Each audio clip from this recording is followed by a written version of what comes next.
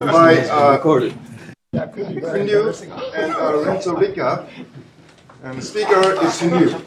Xin Liu will talk about tackling structure complexity by Jones polynomials. Yes. Okay. Thank you, Chairman. Morning, everyone. I'm very happy to give this talk. Firstly, I'd like to present my special thanks to the Newton Institute and the conference for giving me this rare chance to talk about our new method based on knot theory to tackle structural complexity. Can you hear me?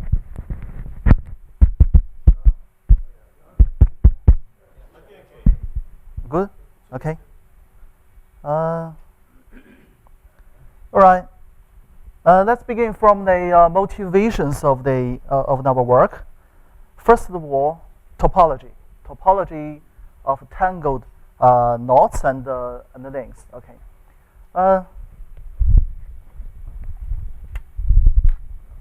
Okay.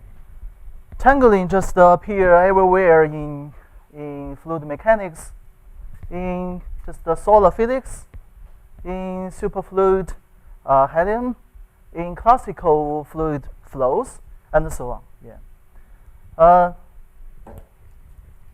Dealing with tangling just means to treat the topology. The topology of fluid knots is crucial as it is related to energy and other dynamic properties of the system. So our task is a central task in fluid mechanics. From my point of view, is how to characterize topology of fluid knots. Okay. At the moment, our approach to deal with the topology is linking numbers. We know helicity of vortex flows is defined in this way in terms of the velocity u and the vorticity omega.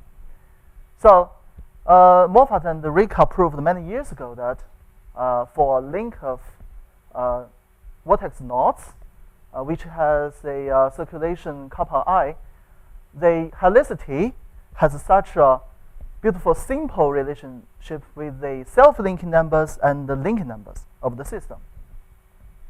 So today we'll just use this tool. However, we know that sometimes linking numbers are not so powerful to determine or characterize the essential topology of the knots. For example, for this pair, the Whitehead link and the Baromean rings, they share the same linking number. For these two guys, the circle and the figure 8 knot, they have the same self-linking numbers, but apparently the topology of them are so different. So we need to develop new tools to do the job. Okay, of course, you are doing the knot things, so you can just seek help from the knot theory. Knot theory provided so many tools, not only linking numbers, but also polynomial topological invariants, Vasilev finite type invariants, and some more profound tools such as Kolanov homology and so on. Yeah. So we want to develop tools in terms of this. Okay, that's one motivation. The other one is the remarkable success of quantum field theory. We know that fluid mechanics is a classical field theory. So now let's focus. Let's have a look at the quantum field theory. In that area, the so-called Chen-Simons theory is a remarkable progress. That we know generic no abelian Chen-Simons action is this. Yeah. From the point of view of field theory, we can re-examine the helicity. Helicity is defined in terms of V and U. V and U there.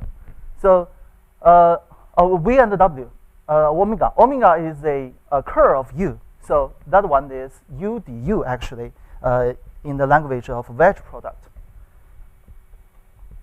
So helicity is a degenerate abelian case of the non-abelian one. For the non-abelian one, the generic one, remarkable progress has been made by many people, including Wheaton. In 1989, Wheaton just connected knot theory and quantum field theory, and just get some beautiful results. So just due to that result, he won the Fields Medal. After that year, many people just developed the so-called perturbative study of the Chen-Simons theory. They obtained topological invariance by examining the quantum expectation value of Wilson loops. This one is Wilson loops, the exponential form. So they just do the exponential expansion for that and achieved term by term the Vasiliev invariance. So that's a very beautiful result. So I'd like to give this picture to show the progress. Knot theory provided so many tools, linked numbers, polynomials, and so on. Quantum field theory, this area has made such a progress. So for classical field theory, we know fluid mechanics is a classical field theory. In this area, we are here. So we want to make some efforts to push the line to there.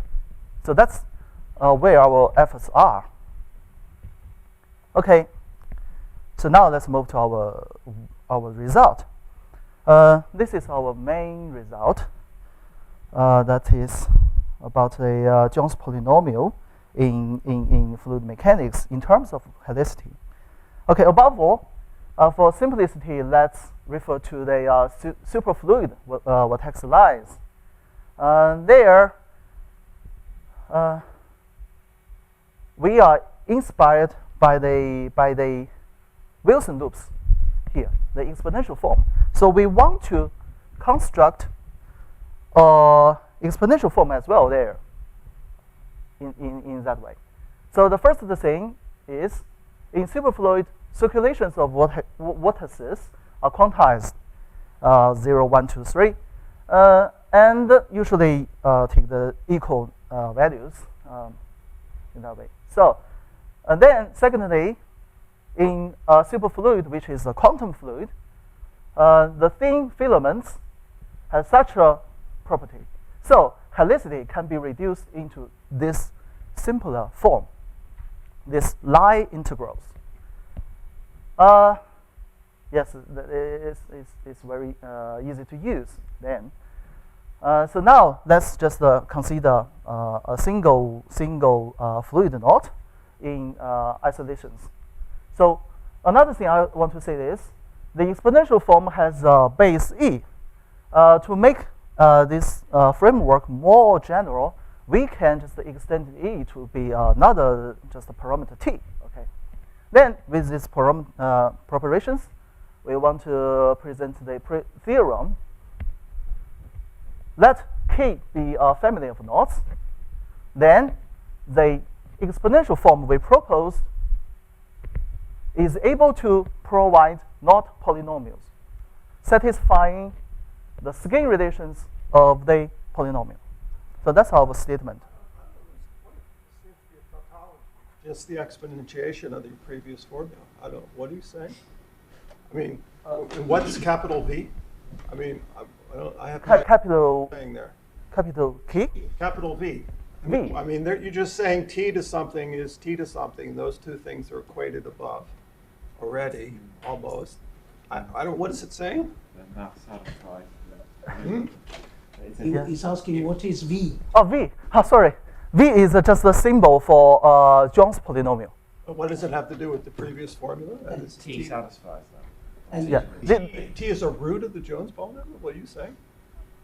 he's asking if T to H is satisfies the Yeah, polynomial. yeah, this quantity we can set this quantity to be a v. V is a symbol. Then this symbol, this one is depending on k, on the topology of the family.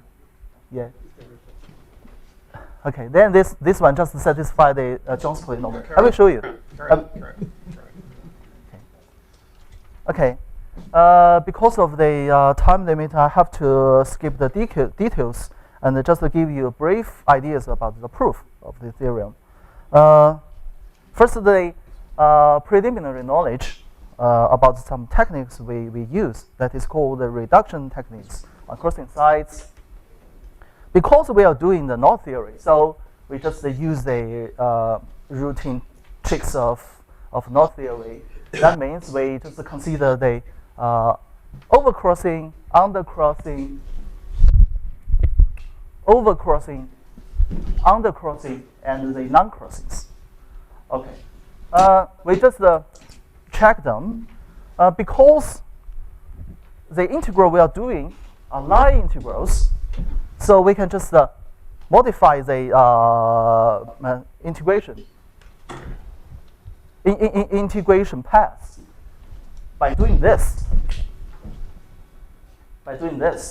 Yes. We just add some local paths which has opposite direction, so the blue ones can just cancel each other. We just add the blue ones there to split the crossing. Then put these two guys together to form a non-crossing, and the middle part to form a gamma plus. Gamma plus is a rise. It's a rise there. Similarly, we can do the same thing for the undercrossing. Then, in terms of our helicity, we can redescribe this process by this. So you can see that one becomes this times this. Because gamma plus and gamma minus are just the opposite rise. One is this, the other is this. So their helicity are opposite. And because we have put it on the shoulder, it's an exponential form. So this guy, we can set it as k, and this one naturally becomes a k inverse. All right. Then this one becomes this. It is just appears like a scale relation. This one is this. Then let's use a symbol, define this, a symbol like this. Then we have these skin relations. These skin relations can be recognized to be the R polynomials. For standard R polynomials, K and Z parameters are independent parameters, but in our case, they are not independent. So our one is a degenerate one. This degenerate R polynomial is not so powerful. It's still weak. It cannot distinguish these two, and these two. So we have to go a step further. This is not the end of the story. So this is the formal proof of the theorem. So it contains two steps. Firstly, we should derive the Kaufman bracket polynomial for unoriented knots. Unoriented. Then, using the tricks of standard textbooks, we go from here to Jones polynomial for oriented knots. For the first step, we should develop the technique of reduction. Yeah, we just generalize this one to the unoriented knot case. So there we should have two possible ways to do the splitting, up and down or left and right. Okay.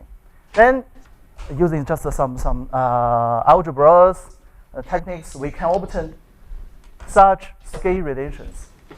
We recognize that they are Kaufman bracket polynomials. Yeah.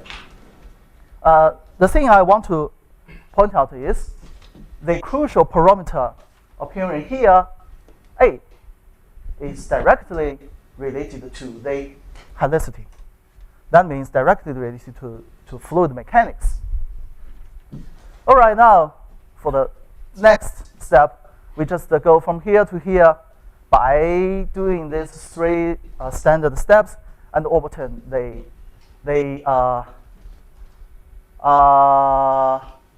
Jones polynomials satisfying this relationship. We realize the Skin relations. That means we found the Jones polynomial. This V K is just the Jones polynomial. Okay. So far we have obtained the result. Now let me show how to use that. Let me show the idea, especially to the fluid mechanists, how to use this idea. If we, here I just give two examples, trifold knots and white hat links. For trifold knots, for example, for this case, this one is non-trivial, all right? So we just focus on one crossing site, this one. This one is overcrossing. So how to deal with this overcrossing? We go back to this guy. This overcrossing, undercrossing, non-crossing. So we can just move this term to the left-hand side, or the right-hand side. Then this one can be expressed by this guy and this guy. Finish. So that means we use this guy and this guy to express this. This one is a trivial one. This one is a hopeful link. We just keep going, namely to use a Jones polynomial Skin relations recursively. We can obtain a Jones polynomial for this one. Then use this and this, we can obtain this. So this is the result. For white hat links, the same thing. All right. Okay. For our future work, we want to keep going along this way to find more not topological invariants. So many things to do.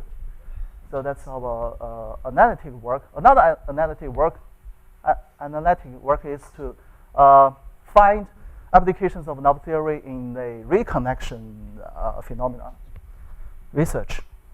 And numerical research work includes this. Okay.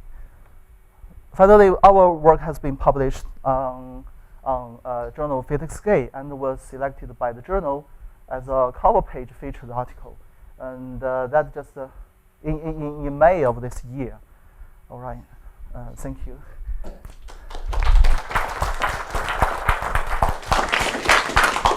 Thank you very much. Questions? Yes. Yes. Is it a what? But it's, Yeah, thank you. Are there any conserved quantities that you can show that they are conserved with the flow motion like helicity? Helicity is topological conserved thing. This process, is a process of changing topology. In this process, topology is changing. We just find the relationship between different status. But the Jones polynomial is preserved under the flow. Yes. It's asking. Because it is topological invariance. So of course it's conserved. Yeah. Flux is concerned. Yeah. Angie.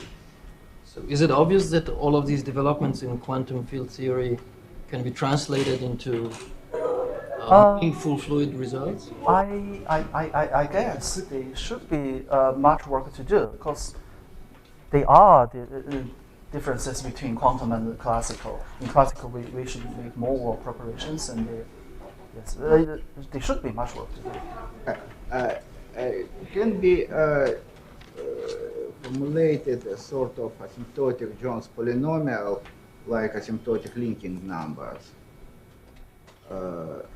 such to generalize it to continuous system of lines. Is referring to Arnold's Yes, linking yes, them. That's interesting. Yeah. Yes, I think it's. So is that related It's to the Yeah. classical? In this case, closed curve. Sorry. Yeah.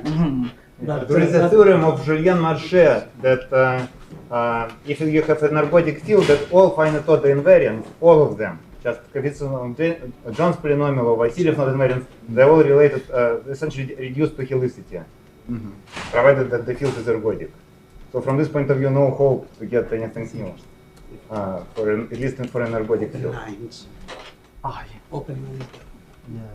Yeah, for open lines in quantum things, they just use so-called Markov things to connect the far ends together. Yeah, okay. Say what you say. Yeah. For open lines in the quantum area, they just use the so-called Markov something. I can't remember. Yeah, to connect the far ends of the open lines. Closing up. So the last question, Keith. Well, do you have a statement? You talked about a theorem, but I didn't see a statement of the theorem. What is the Statement. theorem that you have the proved? statement. The statement. Uh-huh. Yeah.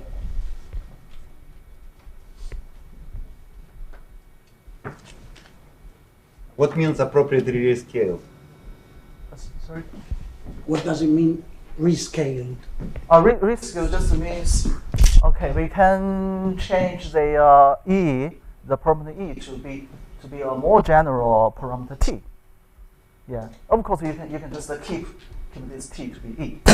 And What we want is just an exponential form. You use tau. It's tau, yeah. Tau is a parameter in John's polynomial. not this here. Yeah, also. Also, Yeah. So I think it's time to go to next topic. Thank you very much.